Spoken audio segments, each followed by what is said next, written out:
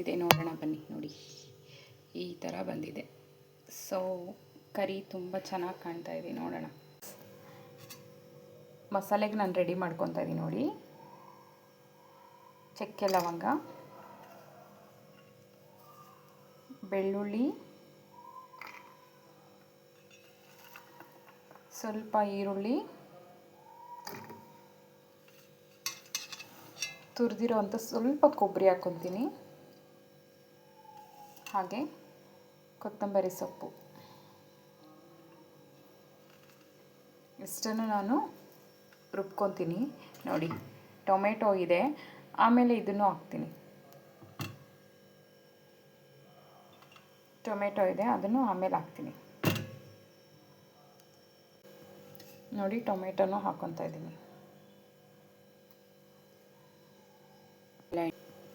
ನೋಡಿ, ಟೊಮೆಟೊನೂ ಹಾಕ್ಕೊತಾ ಇದ್ದೀನಿ. ಇಷ್ಟನ್ನು ನುಣ್ಣಗೆ ರುಬ್ಕೊಂಡು ಬರ್ತೀನಿ. ಹೋಗಿ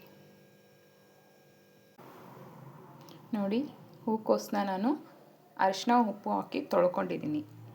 ಬಿಸಿನೀರಲ್ಲಿ ತೊಳ್ಕೊಂಡಿದ್ದೀನಿ. ತುಂಬ ಈ ರೀತಿ ತೊಳ್ಕೊಂಡ್ರೆ ತುಂಬ ಒಳ್ಳೆಯದು. ಗಲೀಜು ಏನಾದರೂ ಇದ್ದರೆ ಹೋಗ್ಬಿಡುತ್ತೆ.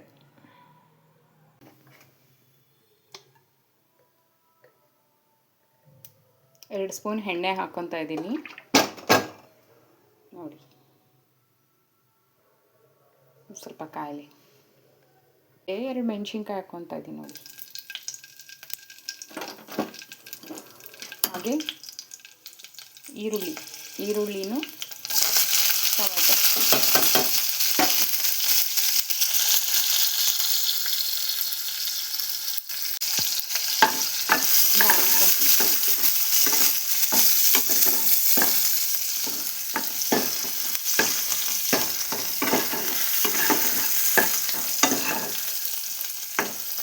ಚೆನ್ನಾಗಿ ಬಾಡಿಸ್ಕೋಬೇಕು.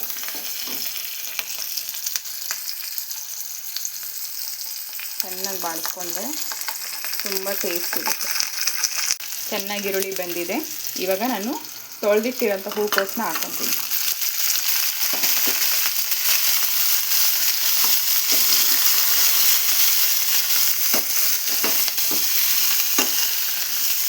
ಸ್ವಲ್ಪ ಚೆನ್ನಾಗಿ ಈ ಥರ ಮಿಕ್ಸ್ ಮಾಡ್ಕೊತೀನಿ.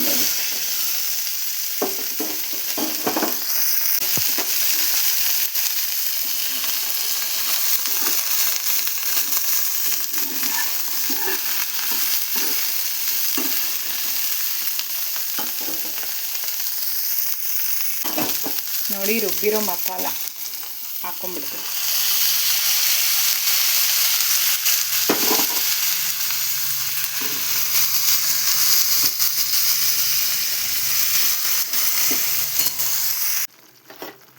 ನೋಡಿ, ಧನಿಯಾ ಪುಡಿ,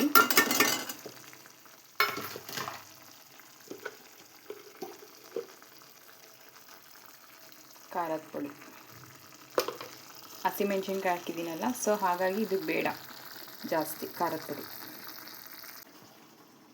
ನೋಡಿ, ಸೋಯಾ ಚಂಕ್ ಇದೆ. ಇದನ್ನು ಸ್ವಲ್ಪ ಆಮೇಲಿಂದ ಸಪ್ರೇಟ್ ಬೇಯಿಸ್ಕೊಂಡು ಮಿಕ್ಸ್ ಮಾಡ್ತೀನಿ. ಸಾಲ್ಟ್ ಹಾಕ್ಕೊಂಡು ಬೇಯಿಸ್ಕೊತೀನಿ. ಯಾವಾಗ ಸ್ವಲ್ಪ ಹಿಂಗೆ ಹಚ್ತೀನಿ, ಬೇಯಲಿ.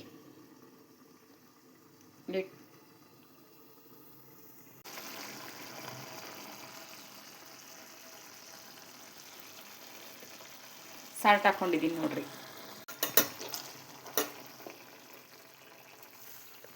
ಸೋಯಾ ಚಂಕ್ ಹಾಕ್ತಾಯಿದ್ದೀನಿ. ಸ್ವಲ್ಪ ಇತ್ತು ಮನೇಲಿ, ಅದನ್ನೇ ಹಾಕ್ತಾಯಿದ್ದೀನಿ. ನೋಡಿ, ಸೋಯಾ ಚಂಕ್. ಇದನ್ನು ಒಂದು 15 ನಿಮಿಷ ಬೇಯಿಸ್ಕೋಬೇಕು.